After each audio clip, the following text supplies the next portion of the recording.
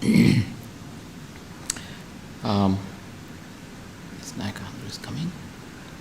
Shall I introduce? No need. No need. You can do it. Yeah, sure.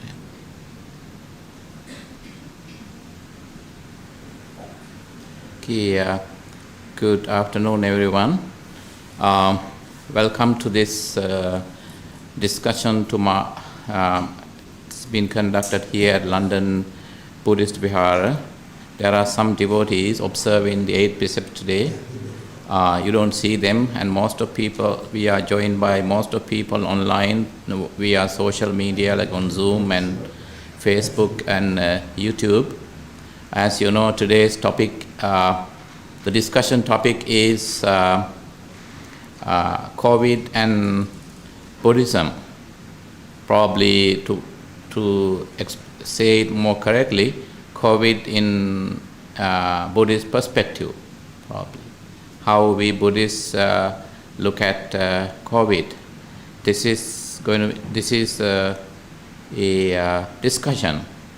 So, and there can be questions.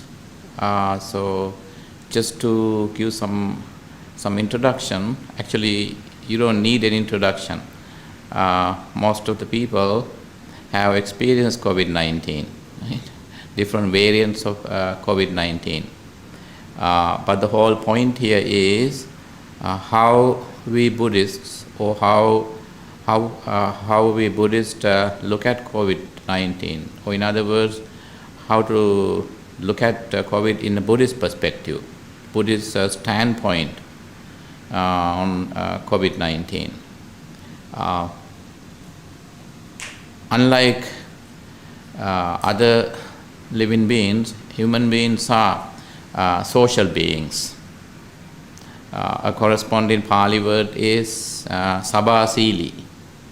Sabasili means sociability. We are social beings. Without social connections, we don't feel like living. Right? So that's part of the point. We are essentially social beings.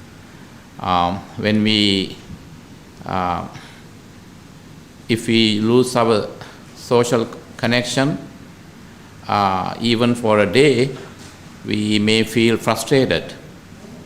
That's how social we are. So, what happened during the COVID-19, during the last, over the last three years was that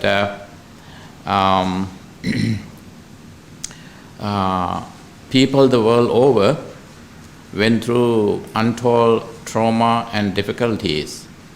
But there was, even if you never contracted COVID-19,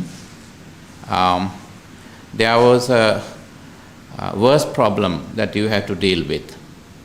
And that could be stress or frustration, even at certain points, depression.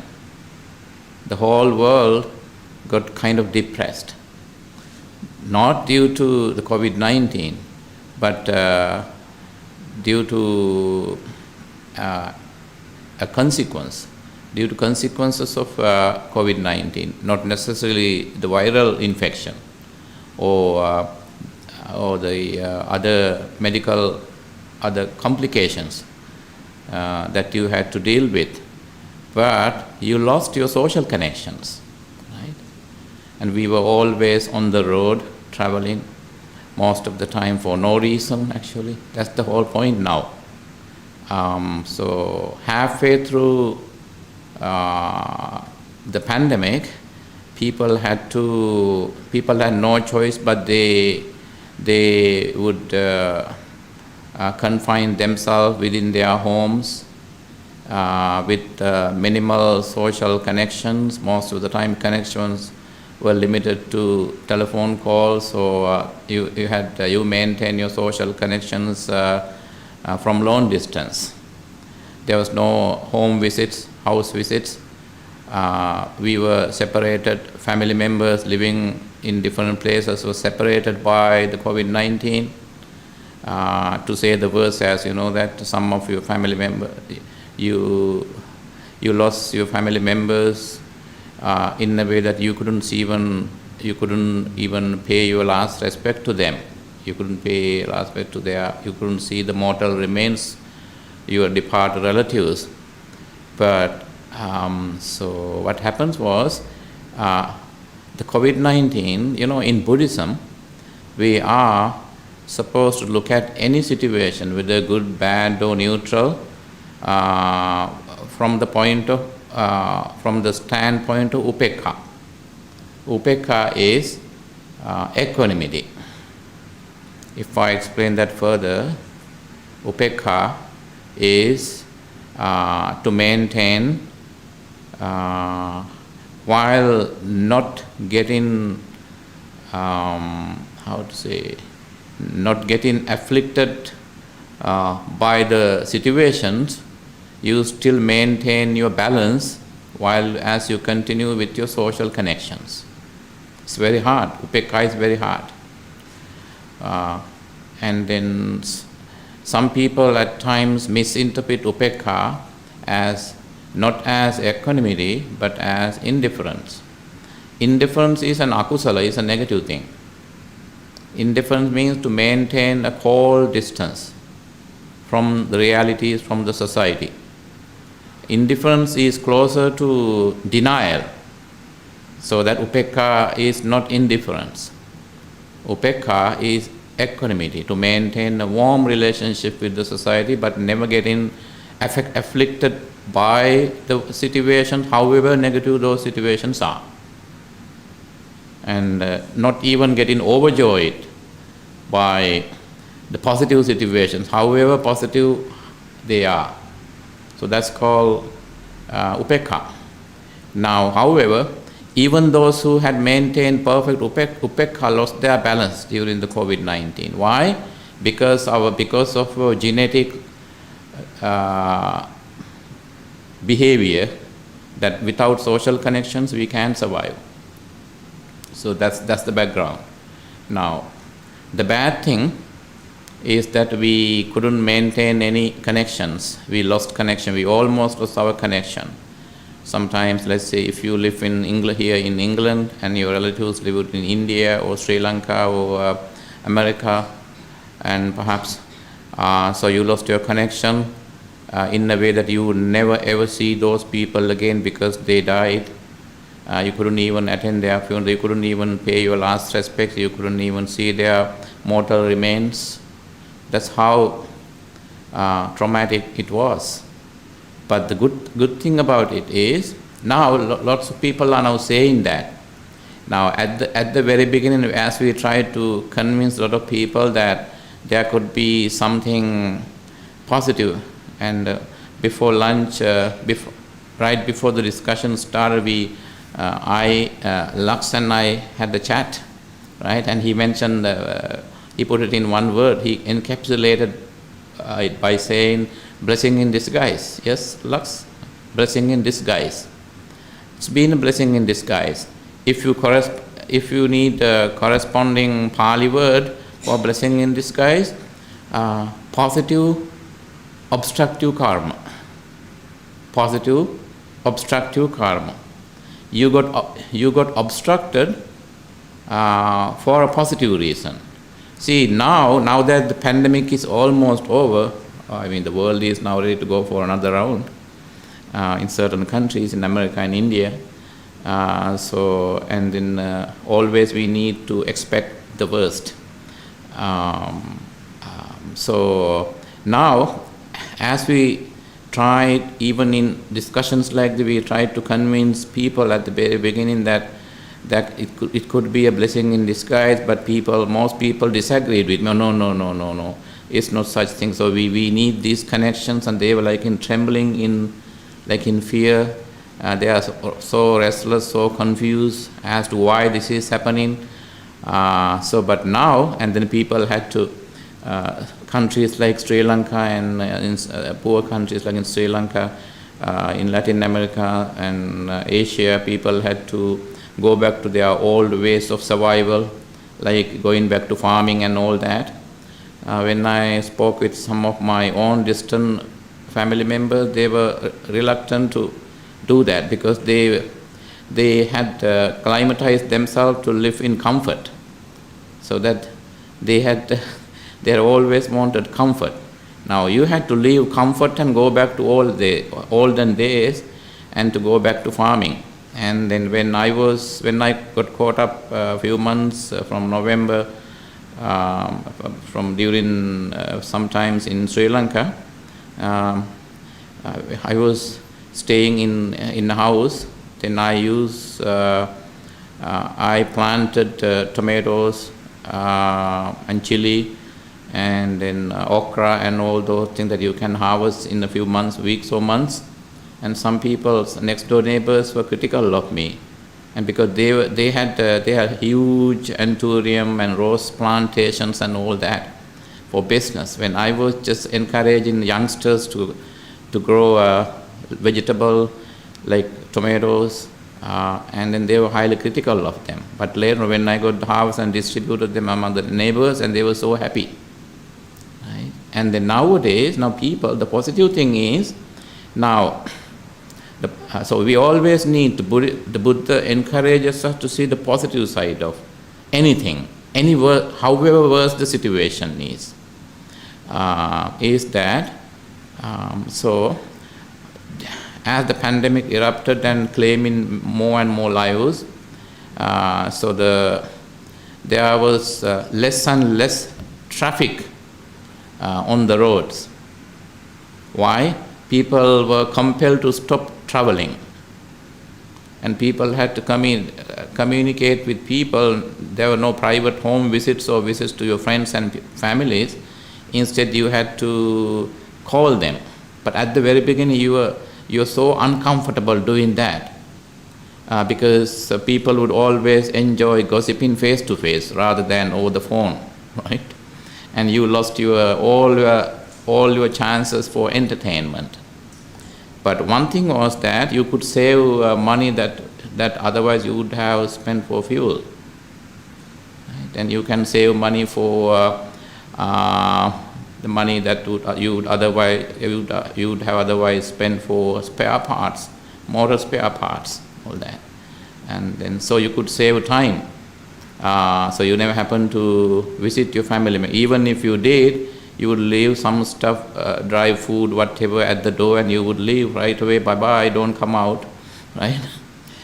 So you could. Now, when we did some social research, because I personally love social research, now people are saying that, now people are beginning to see the positive outcome, the positive side of COVID-19. Now people, and then also even the elder generation had to learn to go high-tech, right? And education systems the world over had to, turn their, on-campus classes onto online classes. And so but still now the school systems the world over are trying to maintain the online classes, continually maintain the online classes rather instead of on-campus classes. Why? So that you can save money. At the very beginning, when I counseled students and even some elderly people and youngsters, and then the highest number of population that we had to counsel were the elderly people and school children, because they had to do their studies looking at the screen. That was the best they could do. And then a lot of students the world over got depressed.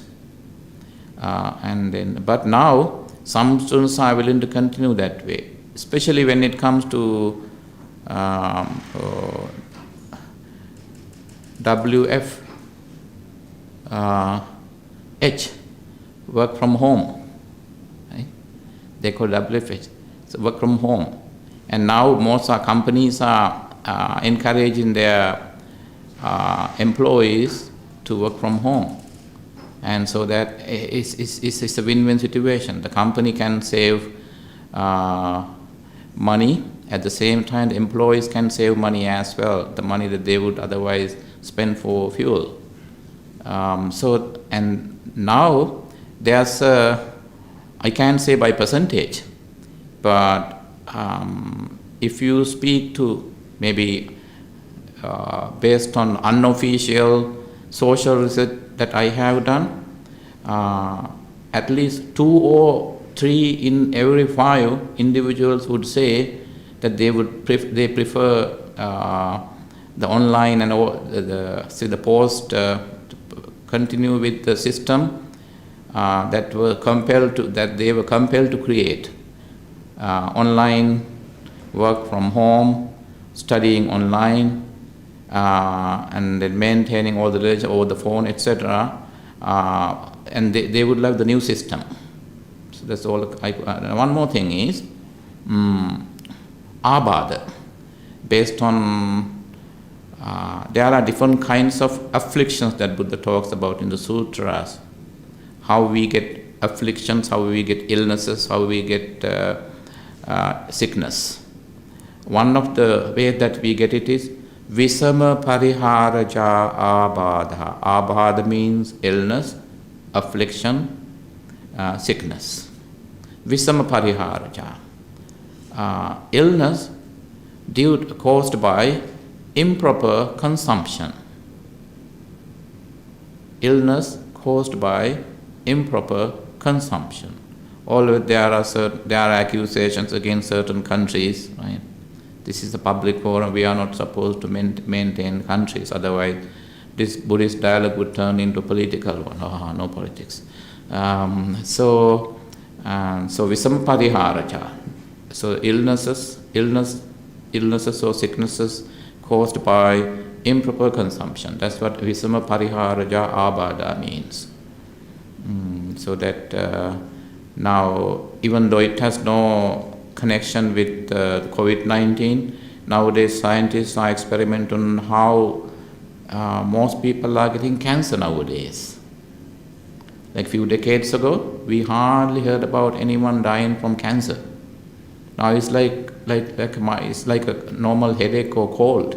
Most people get it, and that's called the Visama pariharaja abada over time.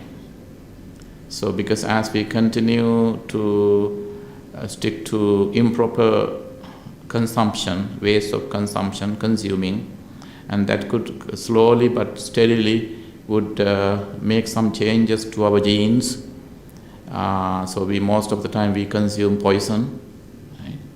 And then so that corporate greed, that's called the greed is tanha. Corporate greed has consumed individual consumers, and there are so many conditions together. And always in Buddhism, according to Buddhism, when we look at this situation also, based on Hetupalavada, or the cause and effect, in light of when you define this COVID-19 also in light of COVID cause and effect, so there could be so many causes. So that's why recently when I spoke with a group of youngsters in France, they said that Bhante, COVID-19 came to us because it wanted to reset the world. Right? Every 100 or 200 years, once in every 100, 200 years, the world gets reset, they said. Actually, that's the Spanish flu, we remember that. From time to time it happens, comes back. So I would like to suggest that it could have Visamapariharja abada, or illness, wrong, improper consumption could have a connection with the COVID-19 as well. Thank you. And you can contribute with your ideas or any question. Honestly, I don't have to say anything, but probably this is a discussion. This is not a Q&A. So you can grab the mic and contribute with your ideas, please.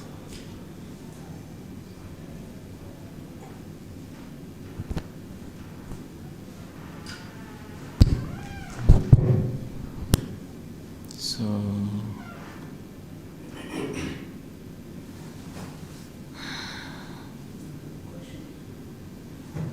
Probably Lux, you yourself can contribute.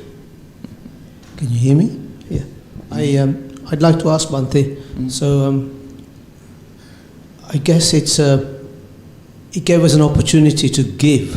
Right? When we had to self-isolate, Yes. we were not just protecting ourselves, but we were protecting other people. So we had an opportunity to give, and we also looked after the people that were unwell. So Great, in some ways, it gave us an opportunity to give as well, right? Exactly. Yeah, sharing. Yeah. That's right. Yeah. And the other thing that I thought was these little virus particles. I got COVID once, and they became part of me. Then I started thinking, okay, I have a body full of cells, Yes. and now there's a body full of cells and virus particles, and my gut is full of bacteria. That changes my moods. So I started thinking, what am I? Am I the cells with the DNA from my mother and father, or am I there's almost as many bacteria cells as my cells in me. So I started thinking, what am I? That's a fascination perspective. Yes. Very easily you can connect. What am I when you say like about our identity and all that? Probably it can. Are you saying that you can easily connect it to the Buddha's teaching of impermanence? Or? Yeah, it kind of. So there isn't a me. Yeah. So you can see that. My finger isn't me. My hand isn't me. If you cut my arm off, right, it's still me. If you take the gut bacteria off by having too much antibiotics, it's still there isn't a thing called me. Exactly. Yeah. So that's perfect outlook on. That's a perfect vipassana outlook on COVID-19. Vipassana outlook. Because in Vipassana, it's me, I am here, this is mine. At the same time, what is me, who am I? How can I, so if there is not me, if there is no I, when there is no I amness, so how can I call this is mine? So actually that's the gray area. There's a gray area in Vipassana perspective, because we are subject to beings, and then in Vipassana we are encouraged to look at our own existence, our own selfhood from an objective, subjective approach is called Aramana approach, Indriya approach, based on our body, our limbs, our physical body. So that's called subjective approach to our existence. And in Vipassana we are encouraged to have objective approach, which is Aramana approach. And then instead of, as you put it in a very fascinating way, Lux, so instead you started with your guts and then viral particles and my hands and all these things. So this is called the Buddhist way of deconstruction, theoretical deconstruction of our selfhood, right? Buddha elsewhere, instead of one selfhood, Buddha talks about the 5 aggregates. There are 5 things. That's the whole point of Abhidhamma as well. In Patthana, Abhidhamma, everywhere, instead of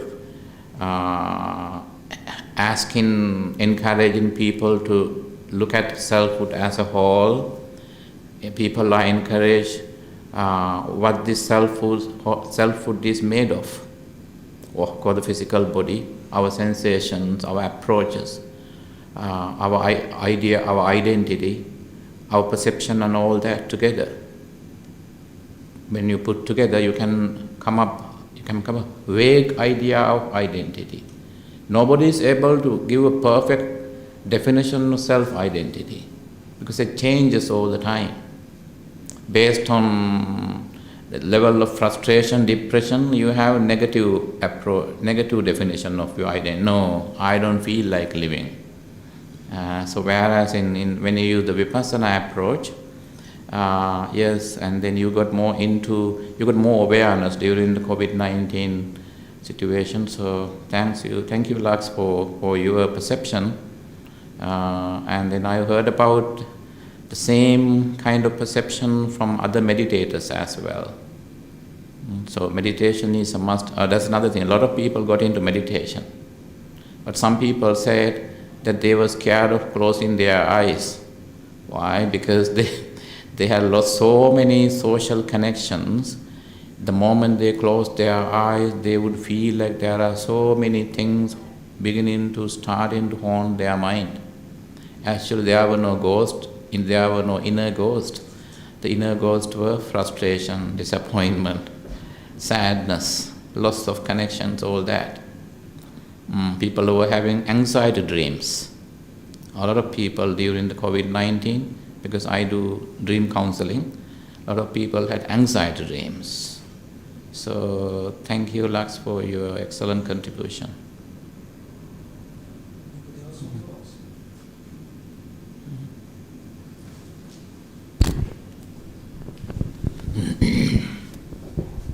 Okay, Sarita, thank you. Bhante, how will we keep safe ourselves in this COVID, and what are the food of the cell? Would you repeat the last part? Yeah. What is the food of the cells? Food? Yeah. How do we feed ourselves Yeah, in great. this situation? Yeah, thank you.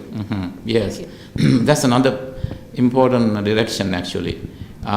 So food. Most importantly, we right here at London Buddhist Vihara, we have had several discussions on ahara or food. There are different kinds of food. Of them, see the Kabalinkara ahara, means physical food that we eat. But the physical food couldn't help us that much during the COVID-19. We need a different kind of food, nutrients.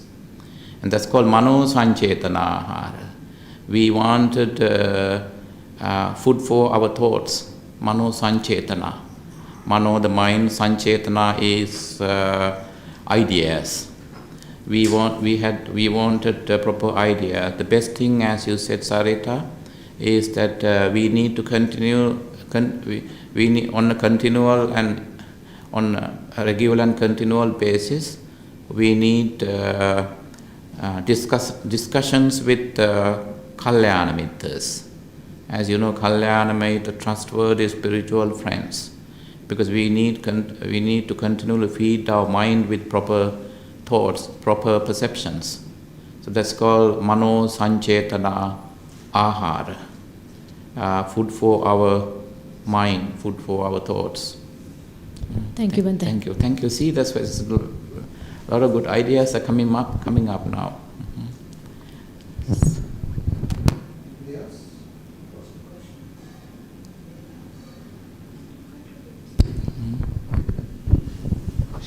Thiruvan Sarnai Hamdani. Thiruvan Sarnai, yes. This is more than I would like to contribute. And for recording, would you say your name? I know you. Yeah. My name is Irosha. Irosha, thank you, Irosha. Yes. Swaminathan, during the COVID period, I was in Sri Lanka.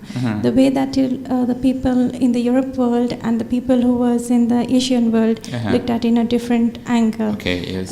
For example, I would say people, we used to, worship, and we used to go to the temple. All that has been there in a part of our, day-to-day lives. Yes. But people opened their eyes and especially got into, the protected doctrine, Pirit and chanting Pirit, especially from Ratana Sutta. That has been, came into our lives, and especially early in the morning we used to do that, and then again in the evening, and continuously in the Buddhist channels and media, constantly that has been played, and it has definitely brought a huge light into the people. And also we were talking about the physical, the food that we've been taking, and then the mental health, that both has been hugely taken care in Sri Lanka especially. And when you see the death toll and all that, it has been, it's not too bad, worst as the European countries. It's just a little contribution that I wanted to add. Thank you so much. Actually, it's not a little contribution, it's another excellent contribution, because that's and some keyword that we could use for your contribution is that blessings, right?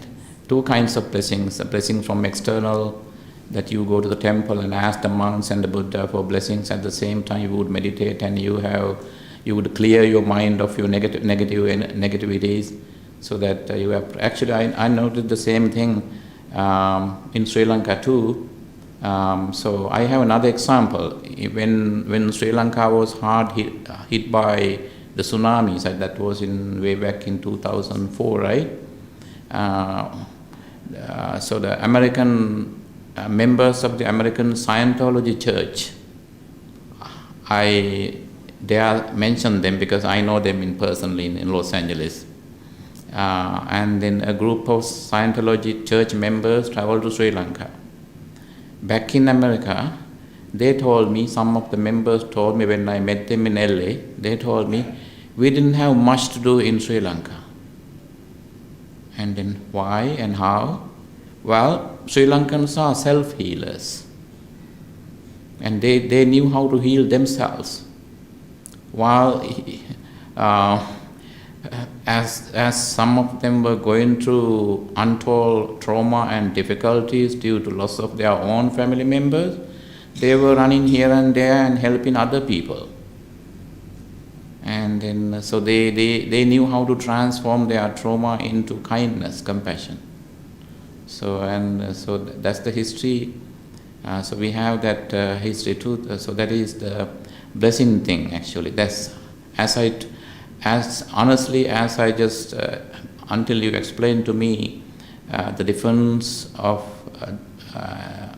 approach in Asia and some Western countries, I hadn't noted the difference. Thank you for that.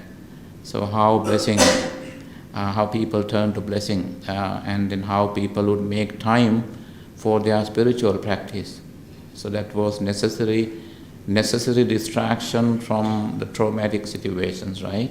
So that at least when you put yourself in the sacred area in your temple or your religious place, and then you feel you would feel safe and protected and blessed, at least as long as you remain in the sacred area. Thank you very much. So again, it's not a little contribution; it's another excellent contribution. See, that's why I never thought that discussion would be this interesting.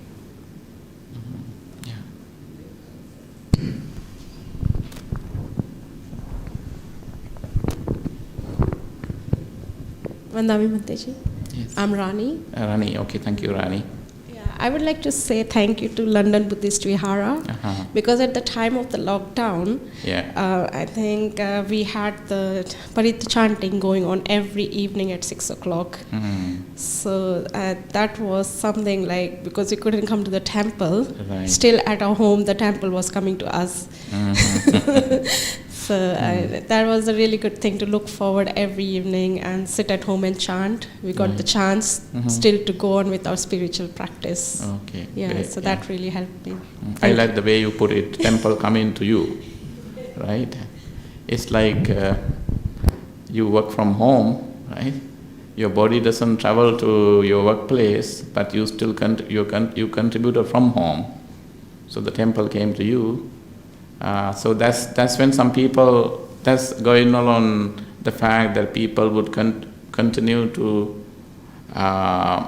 stick to this new habit that they developed during the COVID-19, that people would continue. And now recently also, today also some people who's a regular visitor to London Buddhist Vihara told me that even if they are, now most places are open to the public, but they would visit places. At the same time they would also go online and listen to blessing services on YouTube or on social media, and people would love that. And thank you for that. Reminds me another thing too.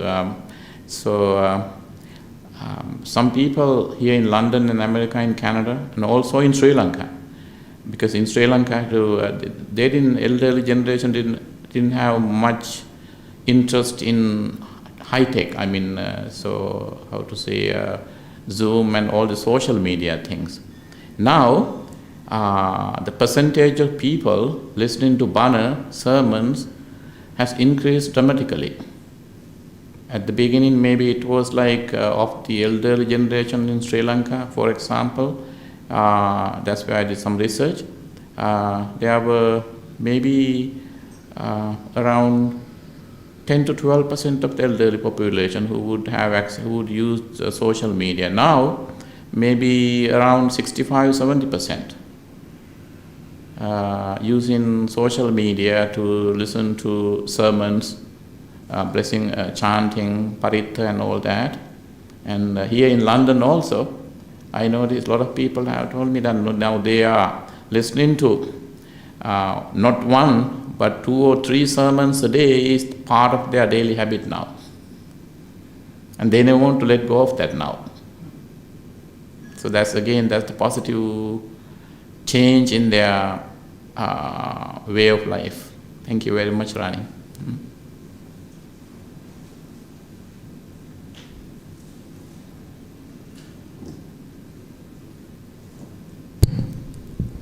Thank you very much.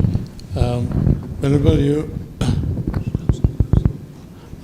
you heard a question from the audience, yes, of ahara.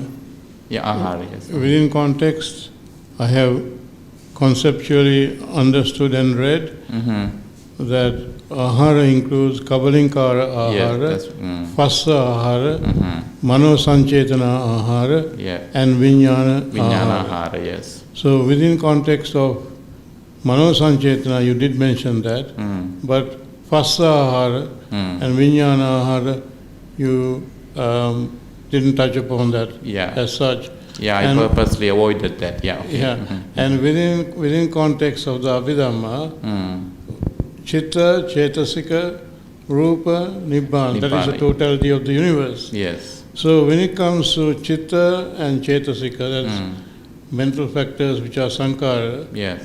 So Sankara becomes absorbed into Vijnana, and that becomes a life stream. Right. So effectively, what you may be saying is that what we think, you mentioned about Kalyana Mitra. So that is a good phassa ahara because yes, excellent. Then you get good thoughts entering your mind and you can cultivate that. So within context, I was a bit curious to know about the other aharas which you didn't touch upon. Exactly. Excellent. Actually, you touched on all that. Excellent contribution. By the way, sir, for recording purpose, your name, sir? My name is Tulanjit Vijayasuriya. Thank you, Mr. Vijayasuriya. Yes. See, everyone heard that, right? The 4 aharas, finally. So there are no other things, only these 4 types of nutrients or aharas, how our entire existence could go through a positive change if we adopted the positive approach to the COVID-19. So thank you, sir. Okay. Anyone else? If anyone wants to ask a question on Facebook, I can see the live chat there, so you can just type it in and I can read that out to Bhante if anybody wants to ask.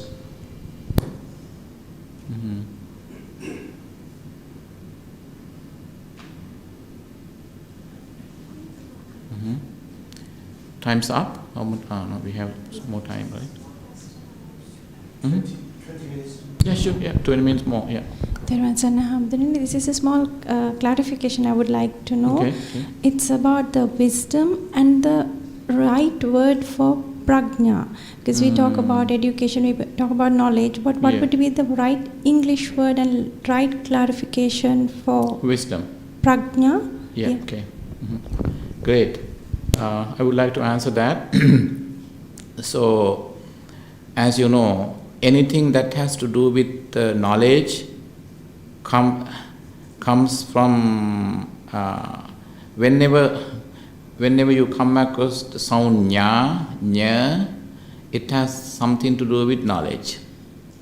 In fact, the English word to know, K-N-O-W, know, is connected with the Sanskrit language, because English is an Indo-European language. English has the Indian connection. That's why Indo-European language. So, say when you pronounce prajna, jna, that's called knowing. K is silent. Right? In English, K is silent, but actually it comes from Sanskrit, according to historical Indian linguistics. So, usually you translate panya as wisdom, but actually, as you said, it doesn't really convey what is meant by the actual Sanskrit word prajna or the Pali word panya. So, jna is prefix per in Pali or pra in Sanskrit plus jna. Jna means to know. Per means deeply, from deep and profoundly. That's what panya means. So jnana in Pali, jnana in Sanskrit, all these Indian languages you slightly pronounce the same word, means knowledge. So when you filter your knowledge with being unbiased, and that becomes prajna. So prajna, you could still, because of the connection, because jna means knowing, prajna means still the knowledge, but it's not biased knowledge. Let's say a scientist would try to define everything from a scientific perspective. A priest, a monk would try to explain everything in a spiritual perspective. So and so forth. An astrologer would try to explain everything in his perspective, astrology, everything with define everything based on stars and planets and based on negative or positive planetary influence. So whereas prajna, according to Buddhism, is unbiased knowledge. And Buddha has showed that by example. Whenever Buddha walked into a non-Buddhist congregation, a group, let's say, there are a lot of sutras like the Digha Nikaya, and so when Buddha was now visiting a group of people, and then they were mitras or friends, but they would welcome Buddha as a friend, not necessarily because they would believe or accept Buddha's teachings. Whenever Buddha approaches, people would be silent and out of respect to him, and then they would offer him a seat, and then they would invite Buddha to share his knowledge, and Buddha would say, no, carry on. That's the word that is mentioned. Okay, carry on, go ahead. And the Buddha would simply join. The message that we get from the Buddha's behavior, no matter how knowledgeable you are you could be a wise woman, wise man, but if you try to force your knowledge onto someone, then you are simply a knowledgeable person. You have knowledge. You are biased towards your own knowledge. Whereas if you are wisdom, if you are wise, if you have prajna, you have unbiased knowledge. If you still use the word unbiased knowledge, you could use, but the adjective is unbiased, because you don't take a side.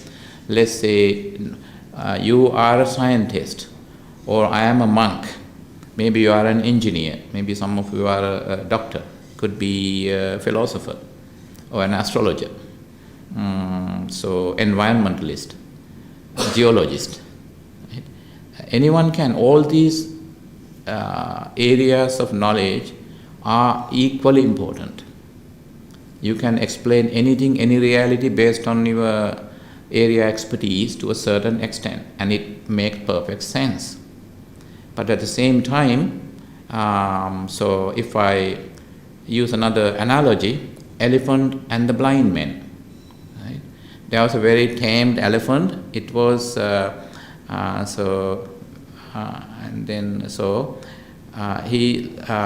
he's living in a confined area, and a group of people who were blind by birth, and they were put into, and they were asked to go to the elephant and touch the elephant and explain how the elephant would look like. Right?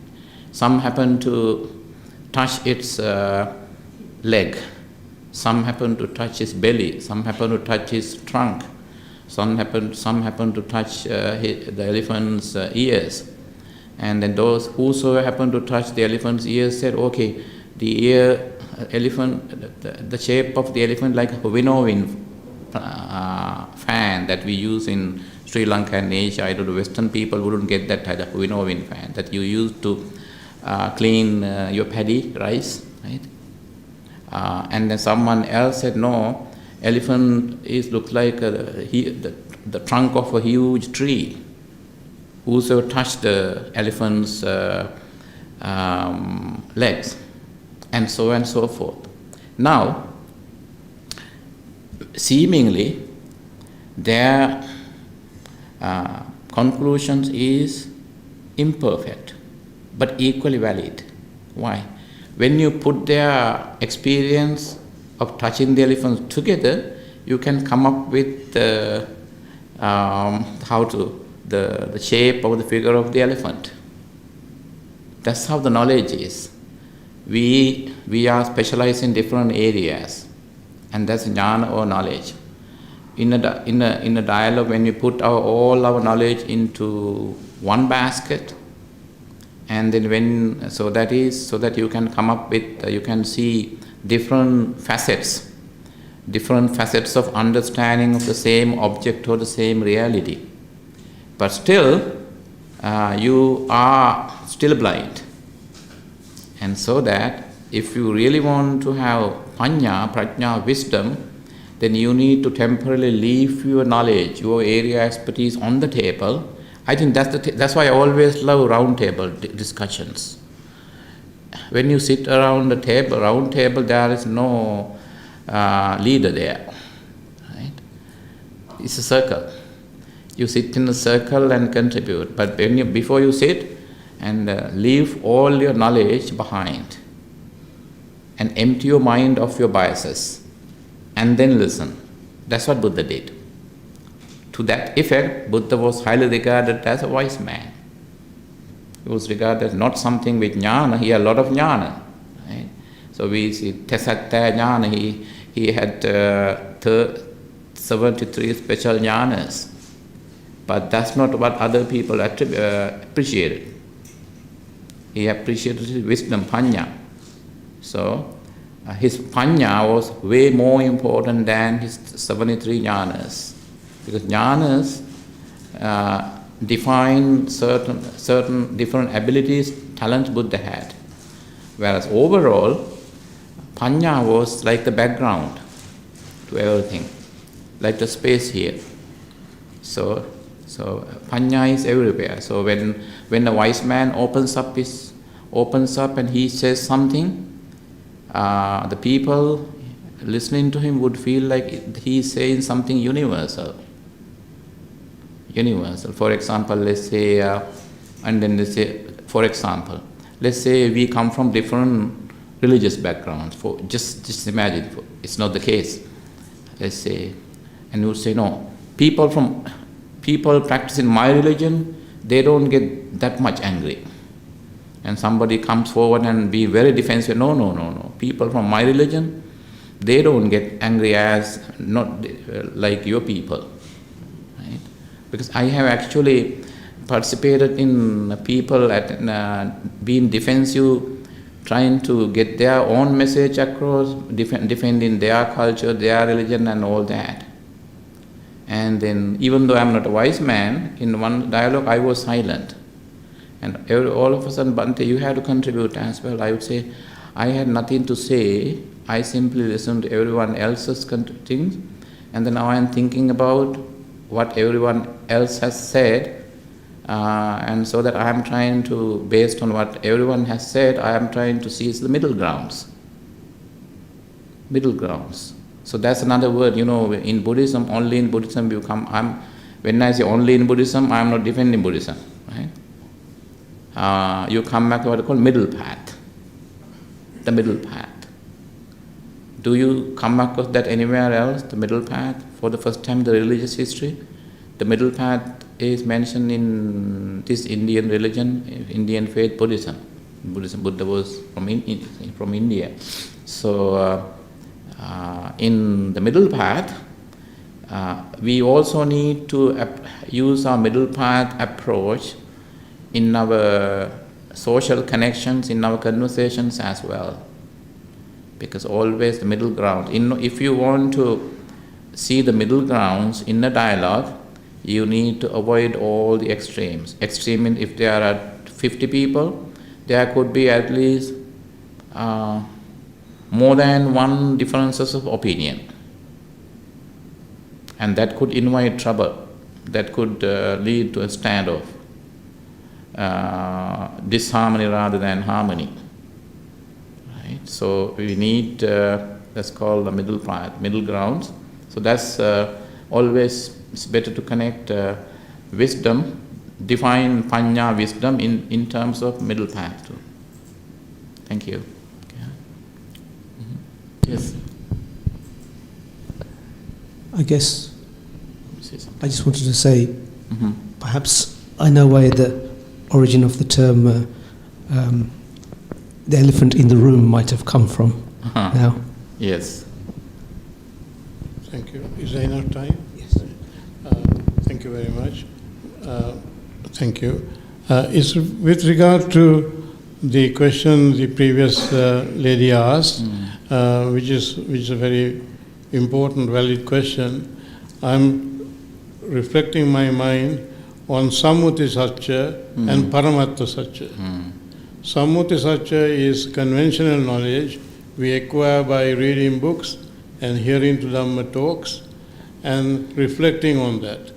And within context of Paramatta Satya, that is the meditative knowledge that arises in one's mind, like when Lord Buddha sat under the Bodhi tree, the Dhammacakkappavattana Sutta, that is today we are celebrating that. On that day, he was able to go to the highest jhana, highest concentration, and reflect back his previous lives, and then he was able to conceive what the other Buddhas had conceived, and what was a hidden city, like a city that was hidden in the forest, he refound it. And that's how the Dhammacakkappavattana Sutta, as far as I understand, that there arose in me vision as to things I did not know before, and that he is preached like that.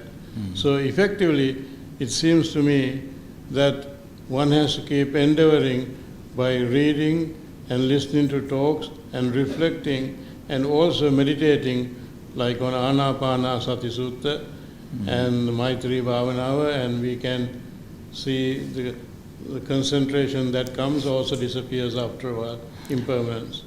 And then gradually train our minds to go to Vimukti, which is at the end of the day no more birth, no more death, Yes. which seems something of a tall order in my mind. Thank you. Oh, that's excellent. He added, a deeper perspective onto our discussion. That's true, yeah, because meditation is a must. Meditative approach is a must.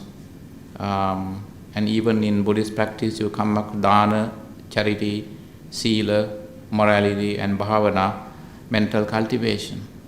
Just like we need, if you leave the mind as it is, as we inherited that by birth, and there will be no development as with regard to mind, so need to cultivate your mind as well. But the mental cultivation is done through meditation. Thank you, sir.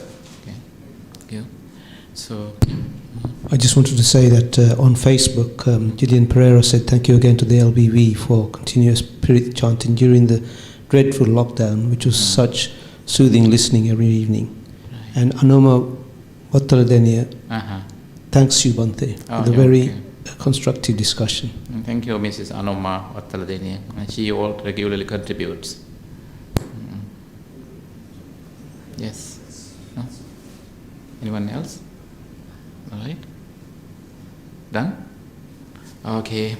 I guess this is the way I love to have, honestly, I don't like to give sermons. I always prefer discussions, dialogue. And so next time, if we were sitting at a round table or maybe in a circle, looking at each other so that everyone else on social media could our faces also, and they would see our facial expressions as well. And then while on behalf of the London Buddhist Vihara, I thank you everyone, the audience, for contributing with your excellent contributions. Of course, everyone's perspectives put everyone else on better directions, right? Everyone equally contributed with their knowledge so that we could have,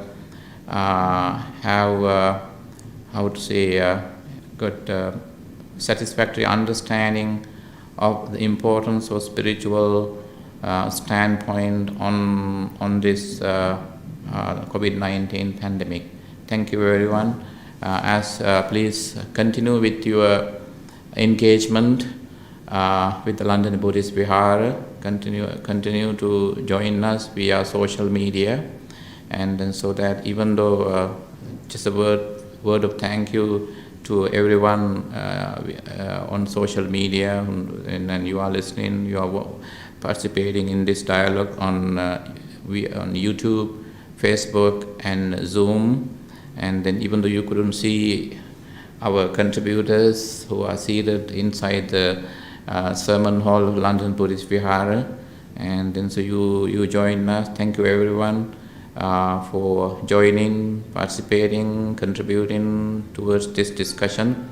May this pandemic, even though the pandemic is over, and it's not really over, so we still need, just like we did have faith through the pandemic, we need to keep ourselves prepared for the worst. When you keep yourself prepared for the worst and think that the worst is yet to come kind of approach, and no matter how worse it's going to be, you should be able to look at everything with upekha, and as Lak said, you can and always say, okay, it's a blessing in disguise. We could adopt new ways of thinking, new lifestyles, and stick to those lifestyles, so that economically also it has contributed towards our economic management as well, right? So you could save money that you otherwise would have spent for fuel, transport, and all that too. And technology made you closer to spirituality. Thank you, and wish you all the best with your continued spiritual practice amid the continuing coronavirus pandemic. Blessing to you. Abhivadana Silissa Nichang Vaddha Pachayano Chattaro Dhamma Vaddanti Ayuvanno Sukhang Balanti. Okay, Buddha Saranai. Wish you all the best. There'll be a sermon by Venerable Sukhitamano at 2:00.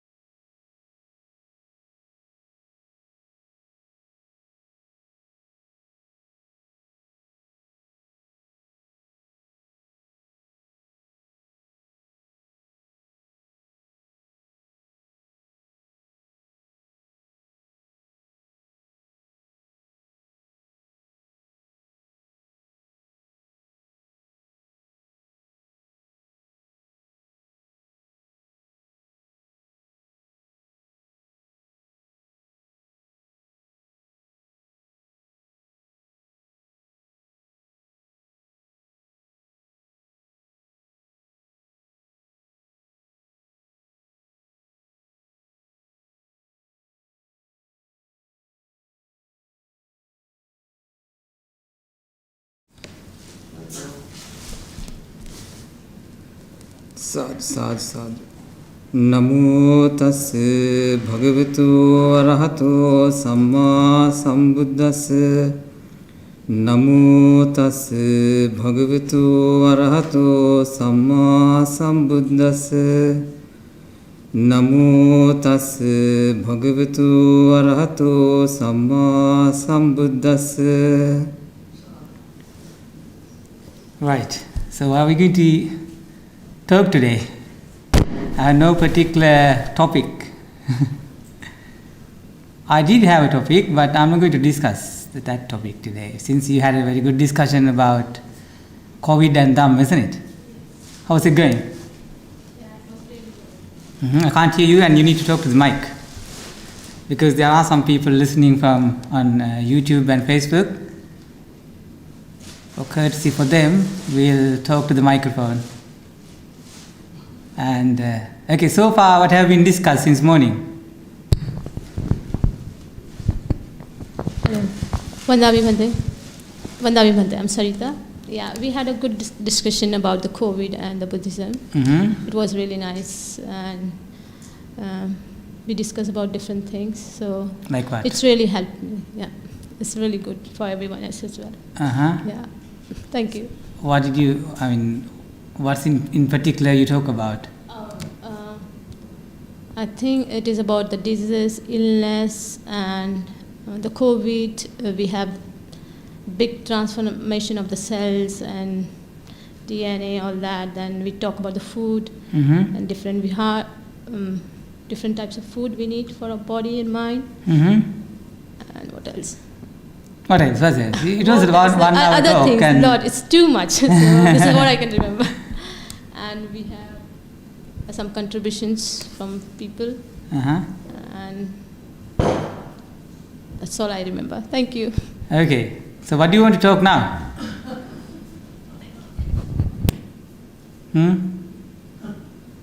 I had a question, Bhante. Okay. Well, Yeah, it's go not really a question. It's, as I was self-isolating, I was thinking to myself, oh, am I going to get this thing? Am I going to die? That's what. And then I thought, if I die, I thought, there's so many things that I should have said to people that I haven't said. Mm-hmm. Then I thought, my kids, they're not going to see me very often. So they've lost their opportunity to see me. Mm-hmm. If I die, I'm going to cause them dukkha. So it made me think, one, I should be paying more attention to people who are living right now before I die. And also give, so that's giving, and also give my time for people to come and see me. Because after I've gone, I'll be causing dukkha for some people. So it was just an observation. If you wanted to comment on that, you're welcome. Yeah, so that's a interesting one, and I selected a couple of discourses, particularly to talk about this sort of. So you call it a dukkha, isn't it? And you were a bit afraid and worried about what's going to happen. And so, would you worried about yourself or your kids? But I wasn't particularly worried about dying. But what I was a bit worried about what I had left unsaid and undone before I went, and also worried about leaving people feeling the same way about not having said and did things with me before I went, Okay. Giving them the opportunity. Okay, so since you didn't die, so what are you doing now before them then? I have made a bit more effort to try and Okay. call people, Okay. and I have allowed, I've kind of spending more time with friends and family. So that's your resolution after COVID? Yeah. So I'm going to spend more time with my family and friends. Yeah. What else? Yeah. So I could see you very often in the temple now. Every Wednesday you're coming for the meditation, and setting up these IT stuff for the temple. So these are the new things for you, or do you have done it before the COVID? Probably more so after COVID. Mm-hmm. And I think the COVID has so many benefits. Like there's the Zoom sessions are now part of everyday life. So it doesn't matter if I can't come to the temple. I can join on Zoom. So many people are appreciating the fact that, you know, the live streaming goes out.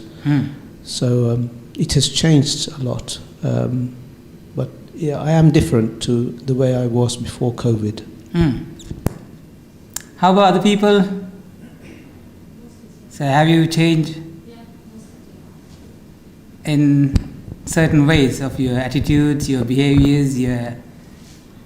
Yeah, it's exactly the same like Lux. It's same. I think hope everyone is having the same feeling. But one thing I feel that I'm not going to die. Even I'm in a state of, I feel like I'm dying. But I'm still alive next day. Still alive.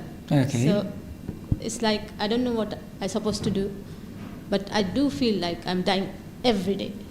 So you call, is it called... Maybe because of the pain or pressure. contemplating on the death. Yeah, maybe. It's a meditation technique, isn't it? Oh, I didn't know that. I didn't know that. So. Okay, any other opinions, ideas? Anybody wants to talk in Sinhalese, you can. You are welcome to talk in Sinhalese too. I think almost everybody understands English. Hello. Well, my experience towards the COVID was completely different. I would say I have become better, and especially I was in Sri Lanka, and I was working for the travel industry. So I was not being located in one place. I've been always moving, and my business was always with the foreigners. So I was with a group of about 30 odd Australians, and towards the the peak of the COVID, like when the whole world came to kind of stand still, even the time Sri Lanka imposed island-wide curfew, I was on tour, and we could see the death tolls, and one day by day, I was pretty nervous. I was going to think that I'm going to definitely I will be affected with the disease, and then I will also be in the same the list, because and then my parents were at home, and I had to go home or to a quarantine center, but then the quarantine centers, nothing was allocated at that time. So it was quite tough making the decision whether should I go home or not. So my mom said, come home. So 14 days was there, but no problems. But then they said 21 days. However, then just like kind of opened my eyes. Okay, we are gonna die, and we knew that we are gonna die. It's the decay is there, everything at the end we are gonna die. But in reality, we have not faced for it, like we're not understood it. So the deep understanding started. I feel myself that I started to understand more and more. And I was a bit of aggressive people, because my people around me get so many questions, so the same thing has been repeated sometimes over and over again, so get pressure. But however, little by little, listening to sermons, that had helped a huge, it has completely changed myself, I would say. So I got more attached to the Buddhist teachings and the practices and everything, though it was done on daily basis. However, what is in depth? I wanted to know what is the death, what is Nibbana? We know it's like I have read in one of the Venerable Narada Thero's book. It is like fire, which means that you need the necessary things has to be there for fire. Suppose like oxygen and all that has to be there for the fire. So if you attaining Nibbana is that you are fulfilling your need, like at that time, that is the Nibbana. So still I'm like it is not something that you can have after your death. It is when you're alive. So day by day I feel that I'm learning new things. So it has, I feel it brought in light. Okay, brilliant. Anybody else?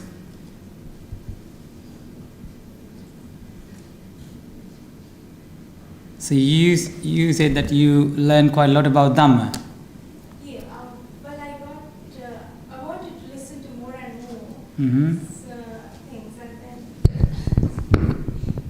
the interest was built in more and more to listen to Bana preachings, all that. Okay. And it became a habit that I started listening to the Buddhist channel constantly. Even here, I do the same thing. So it really brings like the pressure and the tiredness, and especially like, you know, I used to be a person who would like to sleep more. And with my work also, like, it's quite tiring. I have, you know, when I do cycling, trekking, hiking, all those kind of activities, quite tired during the days, but still again it's an early start every time. So when I come home, I just need a, you know, relaxing time. However, like it's not possible with you know, we are connected, like the families, relatives, everything is connected, so you hardly get a free time. But after listening, you know, one day I was listening to a preaching and a sermon, then in that it was discussing about the Virya Paramita. So I said, what is it? Like, you know, how, what, I mean, okay, Shraddha, we have it, I feel that we have. And so Virya, what is, how do I do it? So then one day I realized, okay, one mistake I'm doing is sleeping a lot. So I thought, okay, I should wake up every day early morning, which I did. So I went for a walk in the morning. And then that practice changed. I started going to the temple instead, early morning. So I used to go and clean the temple every day in the morning, because it was a pandemic and it was not, people were not allowed in the temple, but I was lucky enough because the temple is just 4 houses away from my house. So I was because since childhood we've been going to the same temple for the Hampasala and everything. So the gates were open for me and I helped. And in the mornings, and then I continued to go in the evenings. It became a practice during every day. So, and actually waking up early morning and finishing lots of things gives you a longer day, more than 24 hours I felt. So that's why I feel it brought light to my life. Brilliant. So everybody just during the COVID time, everybody enhanced their Dhamma knowledge, apparently, isn't it? So people tend to, understand the true Dhamma, and also try to look at the things in a different way, contemplate on the death and the sorrow, or whatever you go through in life. Right, so since everybody talking about Dhamma, and you listen in the morning to Dhammacakkappavattana Sutta.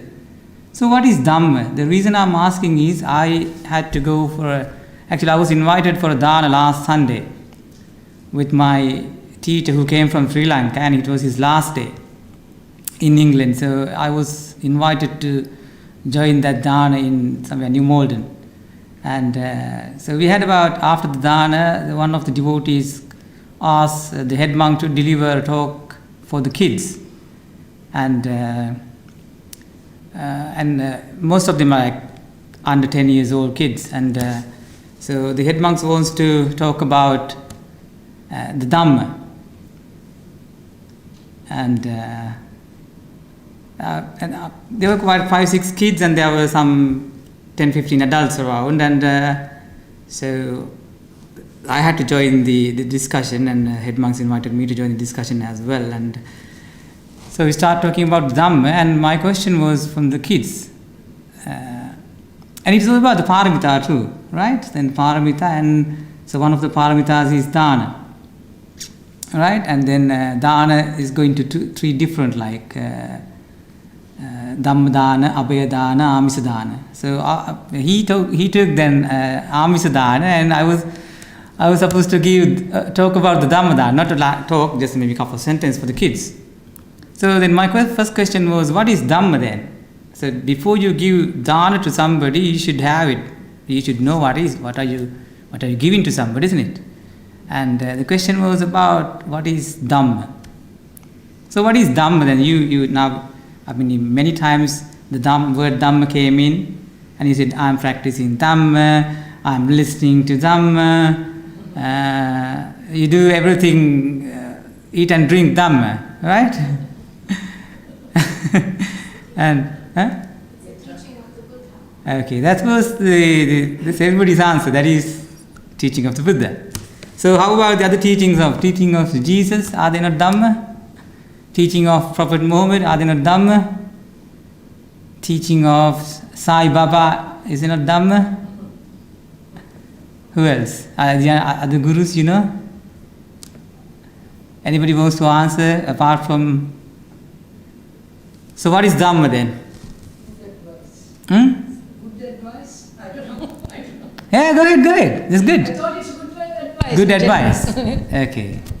Good advice. Middle path. Nature.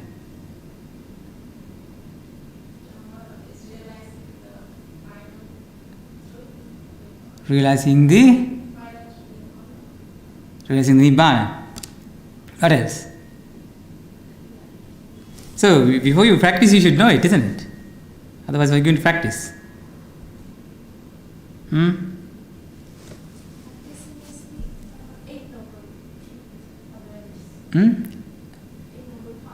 Eight Noble Path. Practicing Eight Noble Path. So that is Dhamma.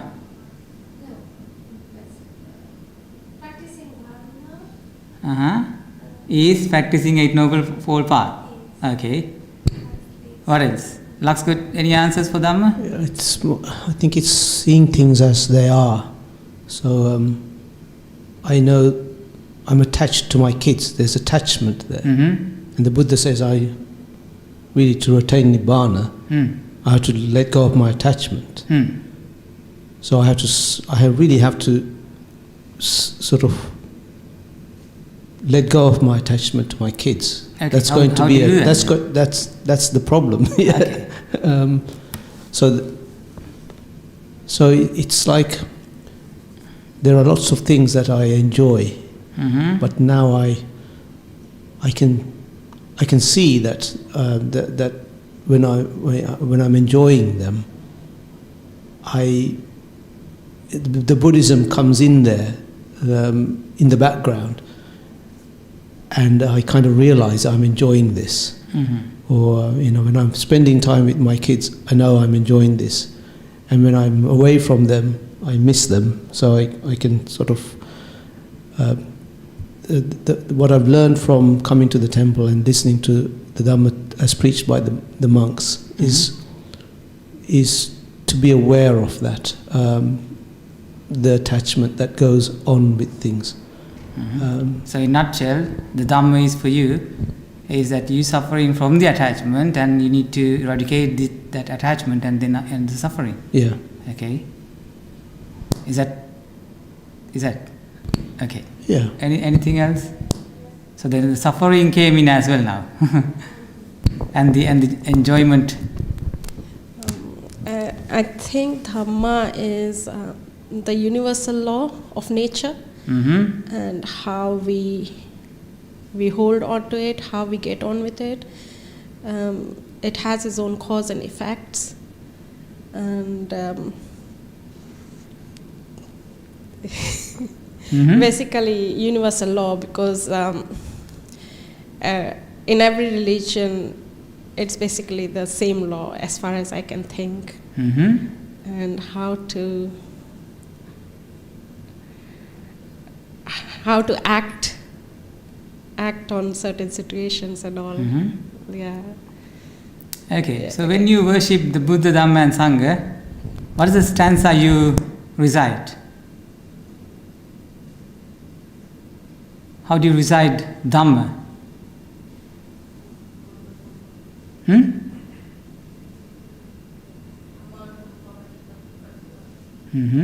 Then?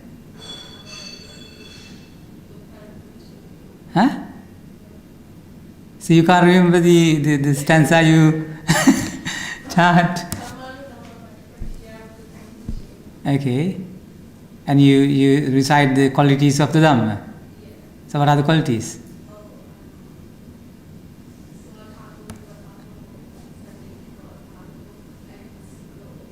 Brilliant. Okay, so that gives you a bit of description about the Dhamma, isn't it? A bit understanding about the Dhamma. So without knowing what Dhamma is, what are you going to practice, isn't it? So I know a lot of people do meditate, right? And they think that spending 1 hour a week would do the good for them, and we all think, isn't it? Like, so out of 24 into 7, how much is that? 24 into 7, how many hours for a week? 70, 140, 168, isn't it? 168 hours a week, and we spend 1 hour on Wednesday evening, and then we think we're going to attain Nibbana by just closing your eyes and breathing in and out. Huh? You need to breathe more then. Huh? So you think, you have a question, sir? Okay. Something came in my mind within context.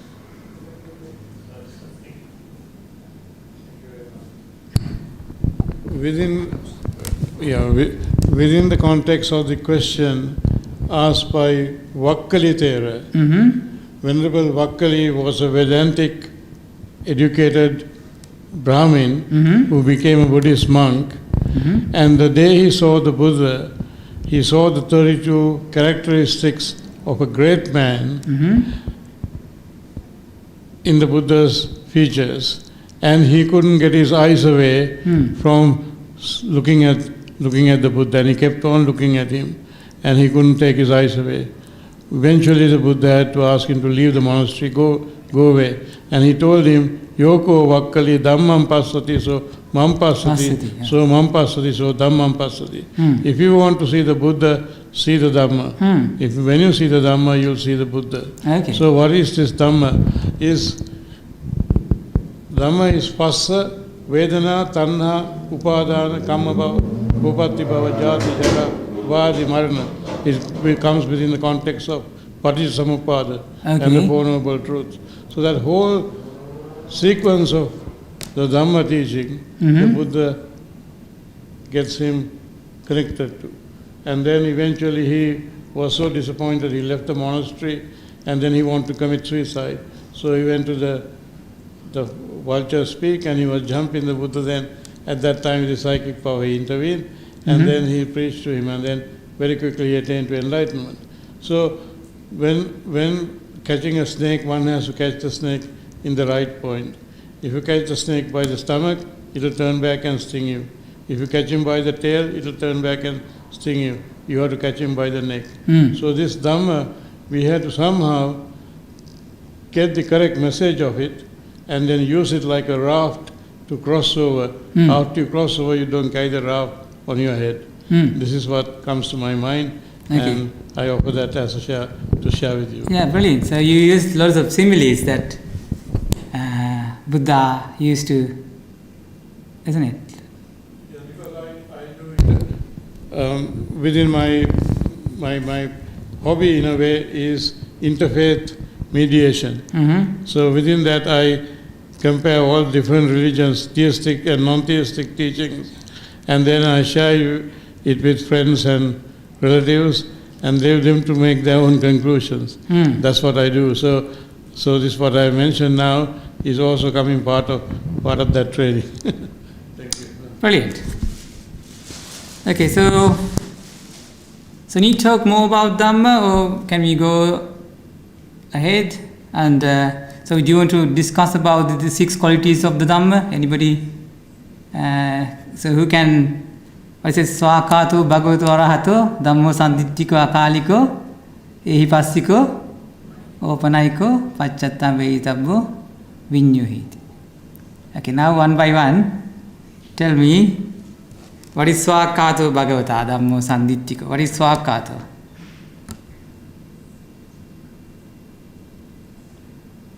You can say in Sinhalese if you want.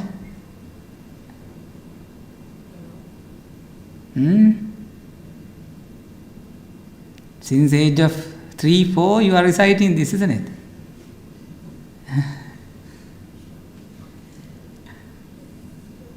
In In the morning, in the afternoon? Without knowing it? Huh?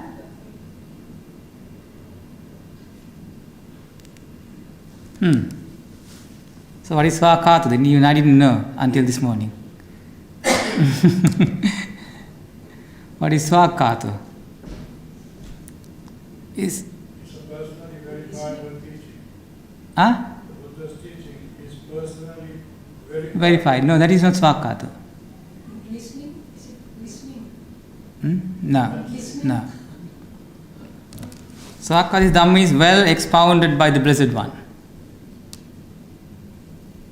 It's well expounded. What do you mean by well expounded?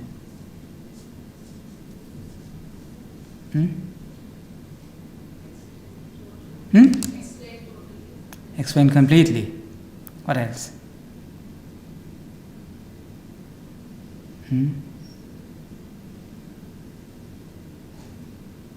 Well expounded.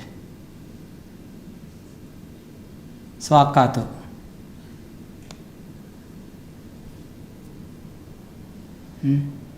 How did he well expounded? How is it well expounded? How did he do it?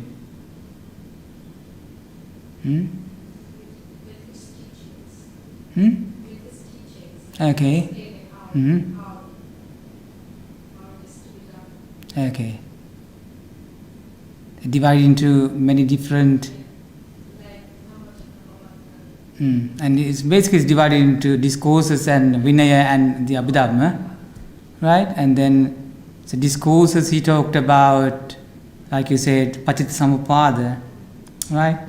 And you said Noble Eightfold Path, Four Noble Truths, Trilakkana, right? 5 aggregates. So it depends on the person he meet. He just explain the same thing, it's nothing different, right? So throughout his 45 years of lifespan, he uses different techniques even, right? For some people he talk about Panchupadana. For others he talk about Paticcasamuppada, and for someone else Noble Truth, someone else defilements. So it depends on the person's wisdom or the panya or the saddha, isn't it? And depend on the person's character. So these Dhamma was explained. So it's expounded, well expounded. He found it by himself and explained in thousands of different ways to one, right? So what is Sanditthiko then? Sanditthiko. Self-realizable. Huh? Self-realizable. Self-realize. Self-realizable. No. Self-realizable. He said self-realizable. Self-realizable is not Sanditthiko.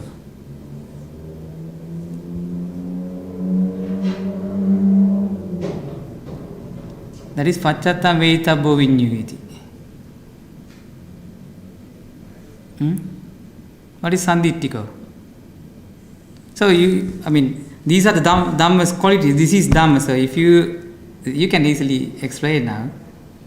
Even just say anything. That doesn't matter. We need to go on this order. So he said that Dhamma is well expounded. That we all know that it's in 3 Pitakas. It's vastly studied and explained by many scholars. And the Sanditthiko is apparent here and now. Right? So you don't need to refer the past, you don't need to refer the future. You're not talking about the life after death. You're not talking about you're going to hell or heaven, and it's apparent right now, right here. Right? So Buddha doesn't talk about, and I'll take one of the suttas, and Buddha exactly explain what I'm saying right now. So I'm not going to refer the future, I'm not going to refer the past, I'm going to talk about right here, right now. So otherwise you don't understand it. Right? What is Akariko? That you can say easily. Hmm?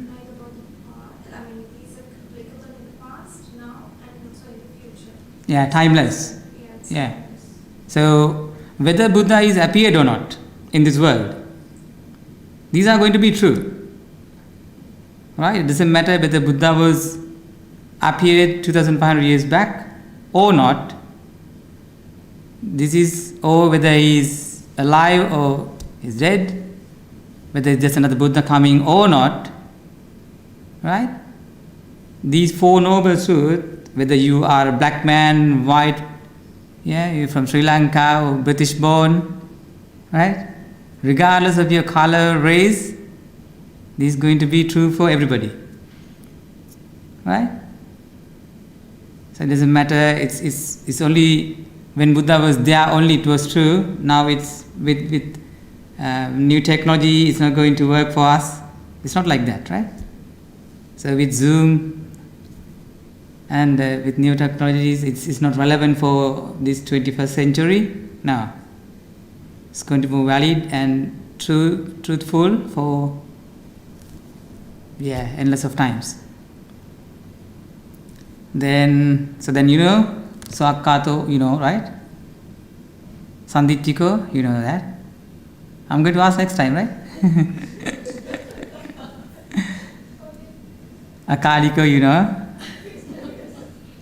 Ehipassiko. What is Ehipassiko? That you know. What is Ehipassiko? Huh? Come and see. Come and see what? Come and see what? The 6 qualities of the Dhamma, Mm-hmm. to be understood by the wise. Okay, come and see. Then they say, come and see. Come and see what? This is a Dhamma's quality, and you say, come and see Dhamma.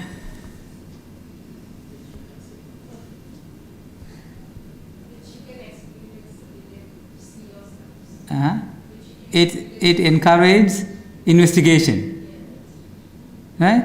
And you just not listening to the head priest or any top high rank priest and say, oh, because of that priest said this. And all of you have heard about the Kalama Sutta, isn't it? Kalama Sutta is the one you should keep it with you all the time, right?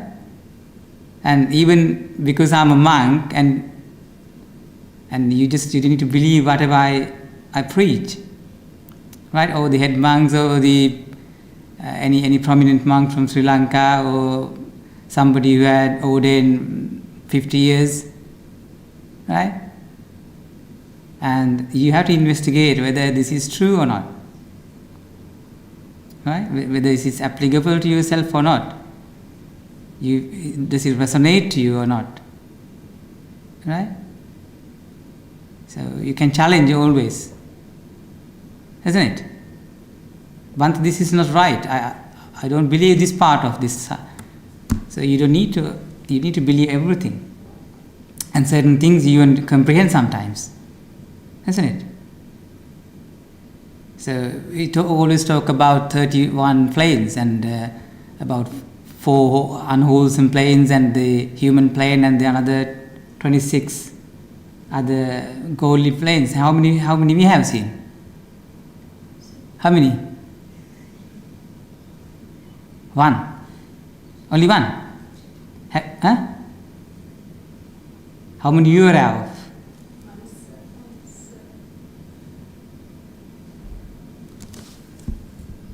Lux only 1. How about the animal realm? I think maybe he might be talking about the planes in our minds. Could he have been talking about the planes in our minds? Like sometimes I behave like an animal, and sometimes I behave like a very good, like a god, and sometimes I'm a devil. So maybe in my personal view, he might be talking about planes within ourselves. Yeah, you can discuss that as well. This is called where you accumulate your karma, right? But in the Buddha's teaching, it says there are 31 different types of planes, and We don't know where we came from and where we're going to go. At least we know that we are here and we can see two different planes, right? So those sort of things you can question. So not everybody going to believe it, right? And you shouldn't necessarily believe it. There's no way that you can experience unless you got higher jhanas. Maybe people have, isn't it? We've been meditating for many years now. Okay, open echo. What is open echo?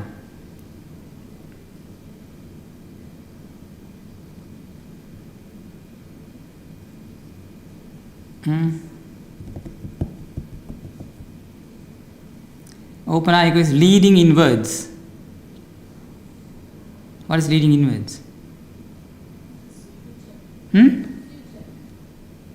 Leading inwards? Inwards. By yourself. Then no one else going to realize it, isn't it? It's going to realize by yourself. Right? Nobody can make you realize either. Right? So you have to do it by yourself. So it doesn't matter you are going to engage with all the arahants and they can show you only the path. Right? You have to, the Buddha is there only to show you the path. And he can't make you realize Dhamma. So you have to use your prajna, your wisdom. Right? And Pachattam veitabbo vinyuhiti. Now again, it's more the same, like to be experienced individually by the wise. That's what you said in the first one, second one. To be experienced individually by the wise. Why does it say wise?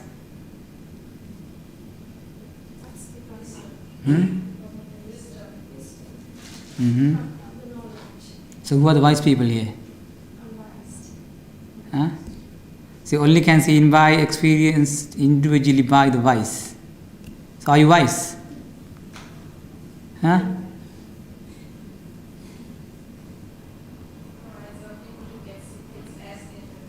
Huh?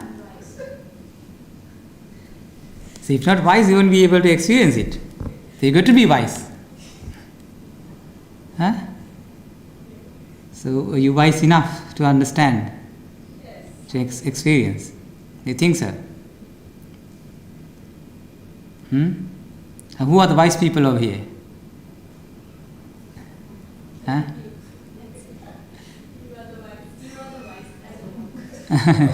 No, I recently ordained. Isn't there a range of wisdom leading up to the top, which is Arahat? You know? So we're on this journey. So as we listen to every word, we're getting wiser.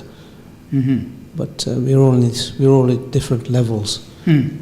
But none of us really know, because I don't think any of us are arahats. So we can't be. We might be, but what is stopping you becoming an arahant? Practice. Practice. Yeah. What do you practice then? So why don't you do practice then? Because I have too much attachment that I can't let go of. So who can let them go of then? Me. Okay. How about other people?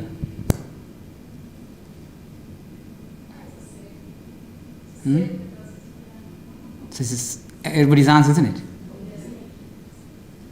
So then you have got some understanding about Dhamma now. Right? If somebody asks you what is Dhamma, you should be able to explain it, isn't it? So, in short, it's well expounded, apparent here and now, timeless,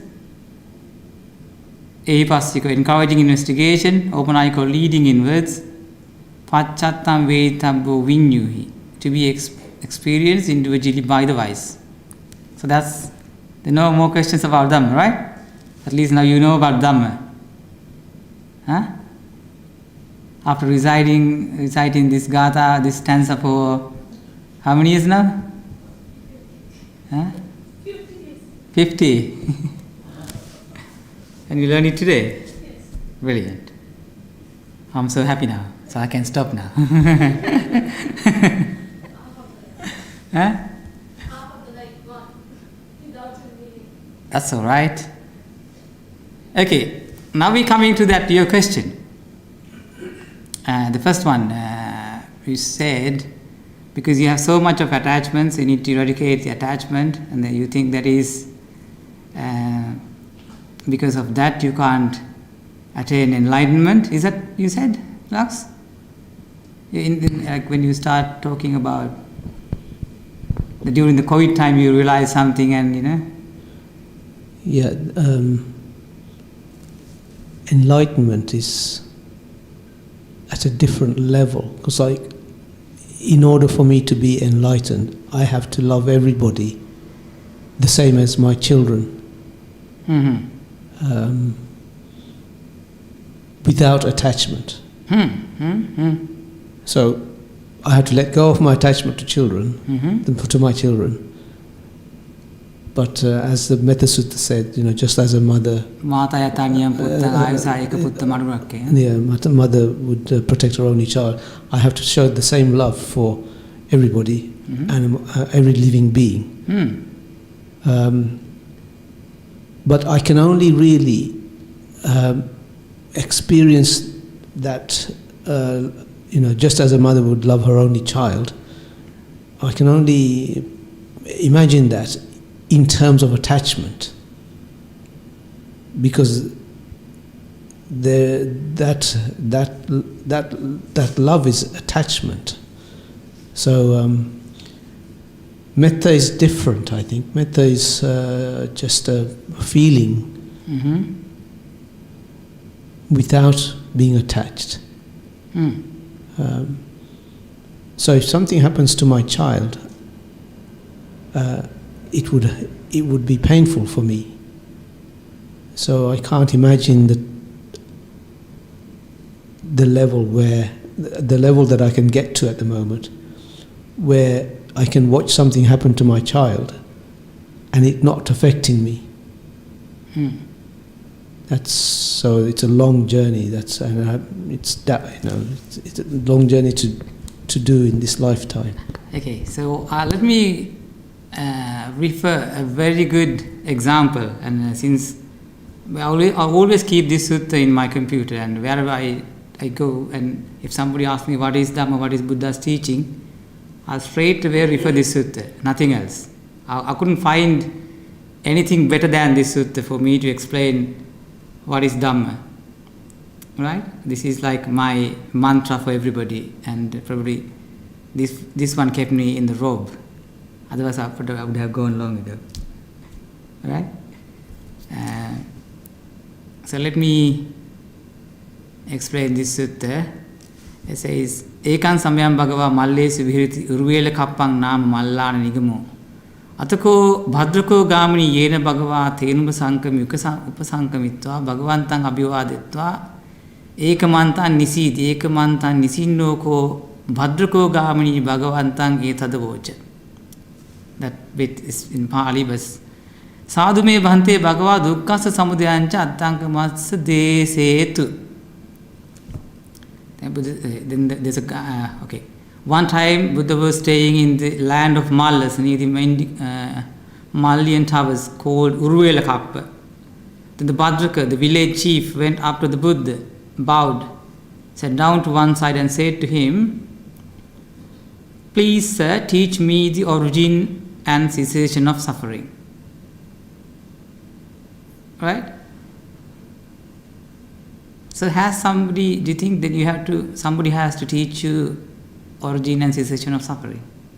You already talk about suffering. So don't you know the suffering? Who is here who doesn't know suffering? Is there anybody that you understand suffering?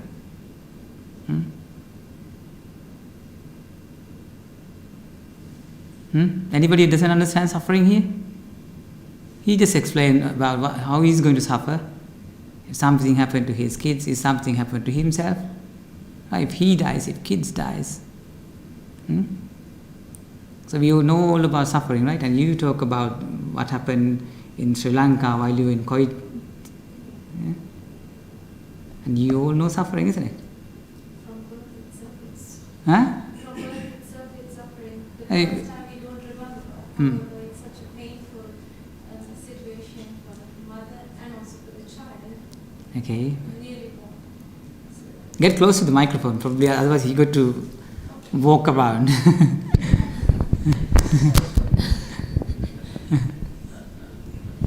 Yeah, I think we all know what is suffering. Like we have gone through enough and more in the life. It's just not just like, losing someone who's attached to.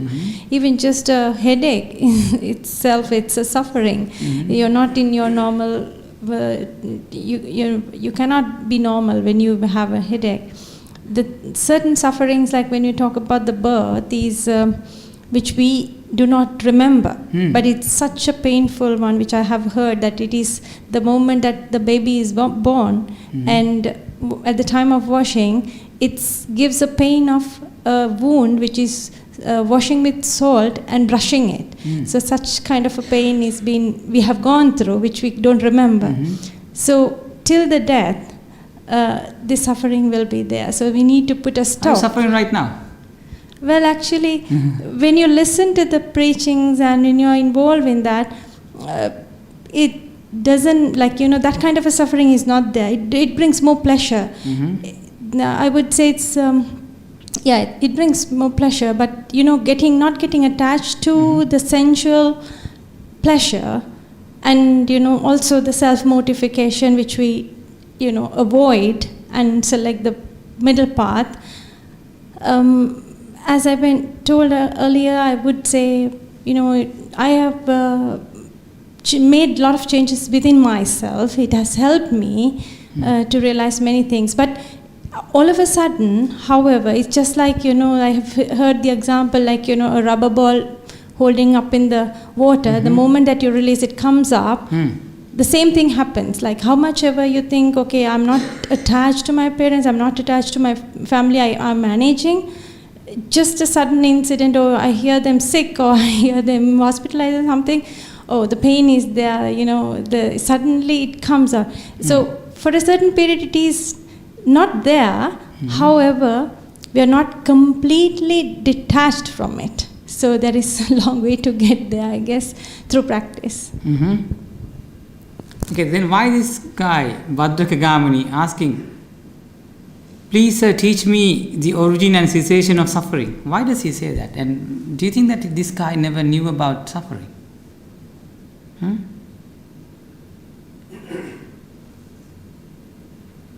you think that? Yeah, go ahead. Yeah, what I find difficult with Buddhism is that everything's suffering. Who said everything's suffering? That like if I see a beautiful flower, that's suffering because I'm getting attached to the beauty of the flower, and at some point it's going to fade away and die. If I taste some nice food, That's not I'm suffering. enjoying the food. Ah. I'm enjoying the food, right? So I'm getting used to nice food taste. That means that if I eat something which is rotten, that's going to give me suffering. And the only reason why I'm suffering because of that is because I've tasted the nice food and I'm comparing. This is how it's not what I'm expecting. How's the the difficulty with Buddhism for me is that it's sending me on a journey to not enjoy life as much as I would like. This enjoyment of life, enjoyment of life seems to be the suffering. Good answer. Very good. So how come this enjoying your life becomes suffering? Yeah, that's the problem. So, I don't want to give that up. Anything in excess? Well, not just in excess, everything. Like what's excess? so what do you enjoy most? So Okay, Lance, what do you enjoy most? I like just walking by myself by a nice, clear river. Uh-huh. That's what I enjoy most. Okay. Are you suffering while you're walking then? No, Uh-huh. but I'm enjoying myself. You enjoy it, isn't it? So But I'm not doing it now.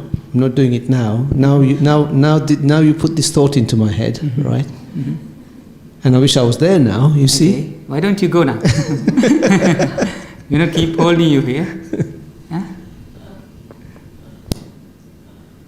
Okay.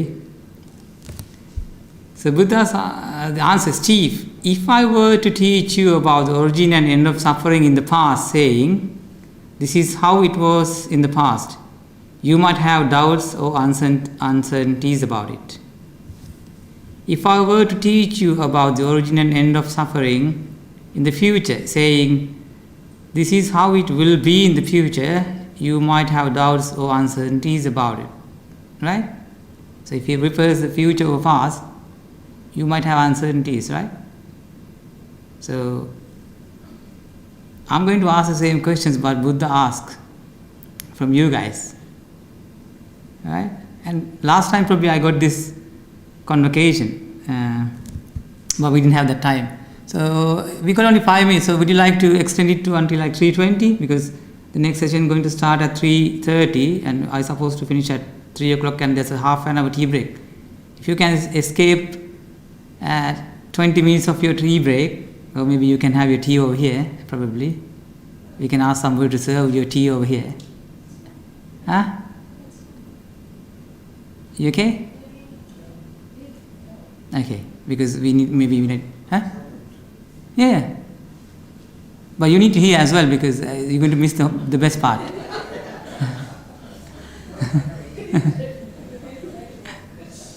So maybe we can, if they hear us, they'll bring us tea.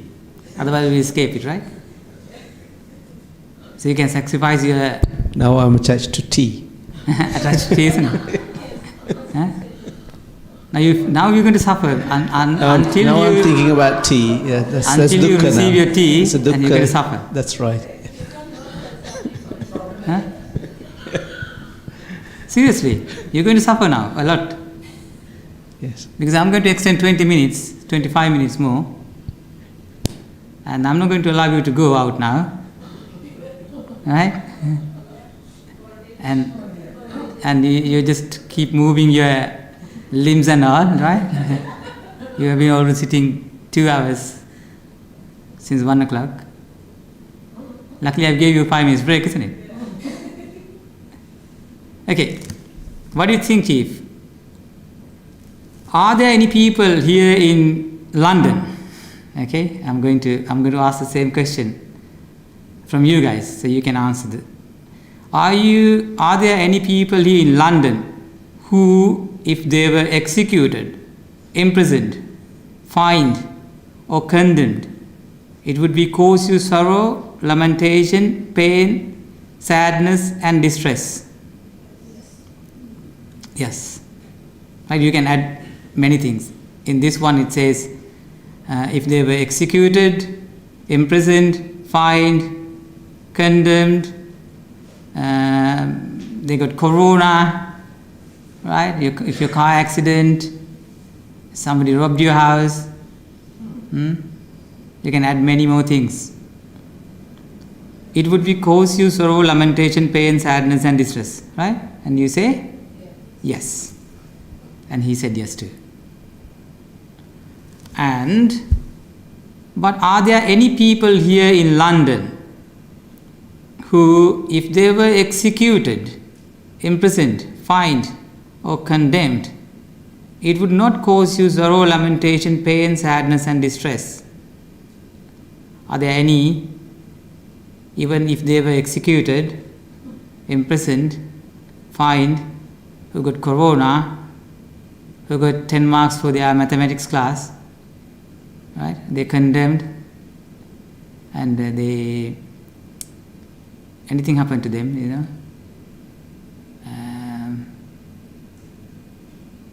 pain, would it cause you sorrow, lamentation, pain, sadness or distress? Are there any in London?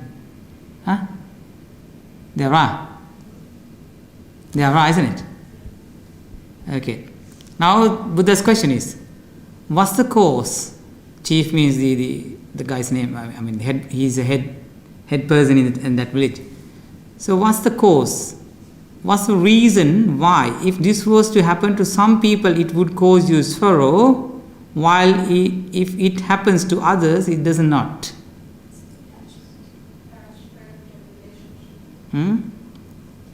So like if somebody dies right now here, so next door, are we going to execute it? Say Corona had a road accident right in front of us, right?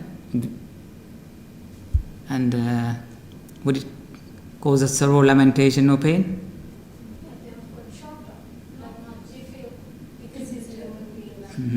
How about if you get a call from your home and saying, "Oh, your son just had an accident"? It's not serious, but so Lux, do you think that you could sit here and listen to Dhamma talk, or you'd run home? I'd go home. Yes. I don't have a son, but I would. Yeah, it's all about attachment. Yeah. So, the people regarding whom this would give rise to sorrow are those I desire and love. Right? There is no sorrow, lamentation is there if there is no desire. Right? So what I desire for? The people regarding whom this would not give rise to sorrow are these I don't desire and love. So it concludes, with this present phenomena that is seen, known, immediate, attained and fathomed, you may infer to the past and future. Right? All the suffering that arose in the past was rooted and sourced in desire. Okay? For desire is the root of suffering, and then man says, it's incredible, it's amazing. How well said this word by the Buddha. All the suffering that arises is rooted and sourced in desire. For desire is not root of suffering. For desire is the root of suffering. And then it goes on, it's a quite long sutta, and he talks about his son, and he says he's living in somewhere far. And sometimes he sent a man to that guy called Chiruvasi, and he sent a man to see how he's doing. Say like your son or somebody studying in Manchester, and you want to see how they are doing. And if he doesn't get a good news from him, so you send somebody to Manchester and see how he's going, because we didn't have Zoom and Facebook and everything those days, right? You have to send somebody and to see how he's doing well or not, right? Until he comes back and getting a good news, that man is waiting to see that his son is doing well, right? And he's saying, if I get a good news, until I see him coming home, I'll be very upset about it. And this sutta goes about his wife and everything. So the point on this sutta is, sorrow and lamentation doesn't bring anywhere else, right? And it's only giving you from your desire stuff, right? It could be anything. It could be a form. It could be something you see. It could be from odors. What are those 6 senses? Seeings and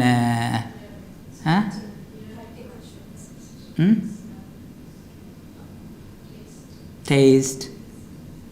Right? Then how does it come from taste then? Okay, let make this one. So whether you your perception, or whether you perceived through your 6 senses, right? Whatever you perceived as desired stuff, the desired stuff going to make you suffering, right? So can you give me one example? I'll give you a classic example. It happened to me probably last maybe couple of weeks back. I'll tell you what exactly happened. So since the whole parties are here, I can talk about it. It was about maybe 2 to 3 weeks back when we started. So we have a meditation session every Wednesday, and it was the first meditation session after the COVID that we got to conduct in this meditation hall, right? So people who are familiar with the meditation sessions, you know how it is conducted, right? Basically, there's a low chair or stool over there, and the head monk sitting over there, and the people facing this way, right? And so the head monk guides you, and then you sit and meditate. That's how he used to do, all right? And since after the COVID, a lot of people used to do on Zoom, that they added this feature that while you can sit in the hall, also there are people who could join the meditation session on Zoom, right? So there's nothing wrong about it, isn't it? And so a nice thing happened to me on on that day. So I wanted to change the setup. All right? It was the first meditation session after the COVID, and I wanted to make it different. All right? And I wanted to make it more accessible to many people and more using the technique we are using right now. All right? So I wanted to keep that seat over here. All right? And I wanted people face you this way, seeing with the statue. All right? And I talked to the head monk and got his permission, and I set up it over here, just like this. All right? So the head monk would be meditating from here, and the cameras would be there. Would be either Zoom, you can telecast from Zoom definitely, because this machine got Zoom as well, right? And on top of that, if you want, you can stream it as well on YouTube and Facebook. So I got his permission, and so everything was perfectly tested, and so 6 o'clock we had the pujas, and 7 o'clock we supposed to start meditation. And about 6:30, one of our devotees came in and said, "No, it's not going to happen this way. We used to do right over there in the middle. It's not streaming, right? It's not streaming. No, we didn't do this way. This is what we're supposed to do. This is how we do it. How we did it before COVID. Or this is how the meditation is done, right?" And it was changed, right? I'm not going to talk about the incident. I just want to get the how I felt about it, and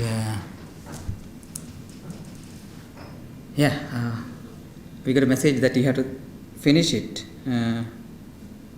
So probably you can take 10-15 minutes, isn't it? Because I would like to share this idea. So what happened was basically, then I was really upset, naturally, right? And I thought, and the person came in and said, "No, it's not going to happen this way. No, we're going to change it." And we set up as it was supposed to be there, right? Then the camera moved, and you used the laptop instead of, because we couldn't use this camera, right? And the laptop had a very tiny camera, and the laptop microphone is very tiny too, right? So I wanted to give the better experience for the people, and it was and it wasn't successful. So okay, I'm not going to talk about the incident. Then I'm not going to talk about that person was wrong or I was wrong or something. But why it's because I was upset a bit. Then I went upstairs and I went to my kuti, and I was thinking, how the hell that man talked to me like that? How could you change? I spoke to the head monk, and he consented it, right? And this man is come and changed my idea. I want to make it very nice and beautiful. So all the other temples, Amravati and everywhere, they are meditating using this sort of setup. There is a beautiful statue. The technology is nice. Why is just trying to, disturb my idea? And, I was kind of like upset and curious and angry, right? And after a couple of hours, somebody talked to me and said, are you preaching Dhamma to people? Right? And you're not even practicing by yourself, isn't it?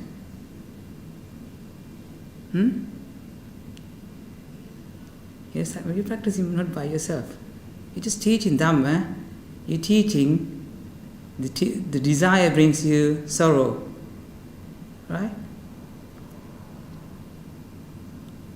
And you're not practicing this by yourself. Right? I have no reason to get upset about it, isn't it? Why do you get upset then?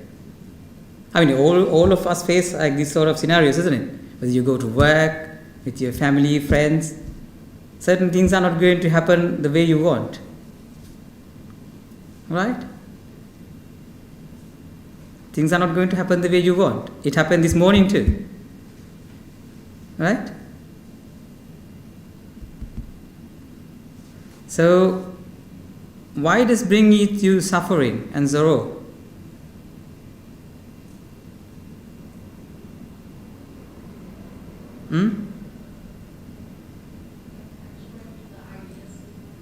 That's the reason.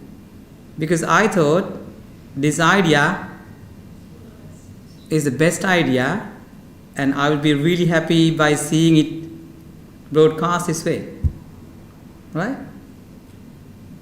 The problem was not it happened. Right? My desire was the problem. Right? Because I wanted it to happen a way that I wanted it. It never happened. So, now I wouldn't care about whether the camera is there or not. Right? Whether people are there, somebody is listening, the camera is this side, or we're going to use this mic or that mic. I'm not really bothered about it now. I'm not supposed to bother about it. Right? Because as long as you have a desire for something, that causes you the suffering. Right? If you're expecting other people behave the way you want, it's going to happen. Right? So it's not desire for form, right? It's not desire for the taste. It's just about idea. That gives you a lot of grief, right? A lot of suffering because you have certain ideas that's not going to be fulfilled. Right? So that's why Buddha says the desire is a root for suffering. It is right now, right? If you want to have a cup of tea now, right? That's your desire. Right? The head monks want me to stop it now, and his desire, now he's going to upset because I took 10 minutes more. Right? So his desire is not fulfilling and he's get upset. Huh? That's not upsetting.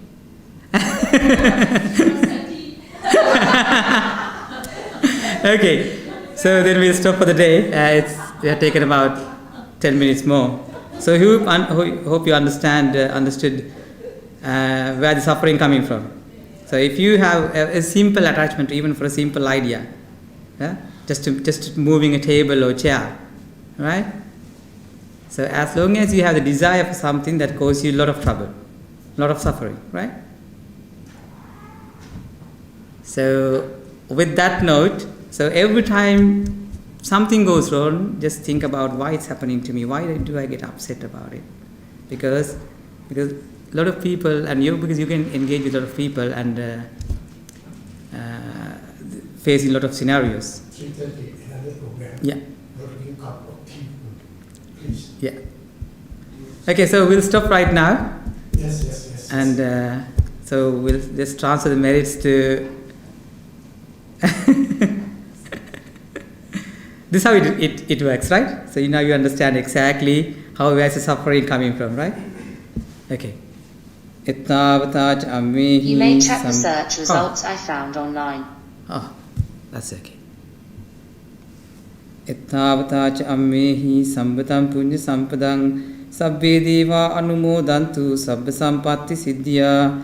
Ettavata cha ammehi sambatam punya sampadang sabbe bhuta anumodantu sabba sampatti siddhya. Ettavata cha ammehi sambatam punya I didn't quite catch sampadang. that. Could you please repeat it? Sabbe satta anumodantu sabba sampatti siddhya. Idamme ñātīnaṃ hotu sukitā hontu ñāteyo. Idamme ñātīnaṃ hotu sukitā hontu ñāteyo. Idamme ñātīnaṃ hotu sukitā hontu ñāteyo. Sad. Suffering, isn't it? Serious suffering.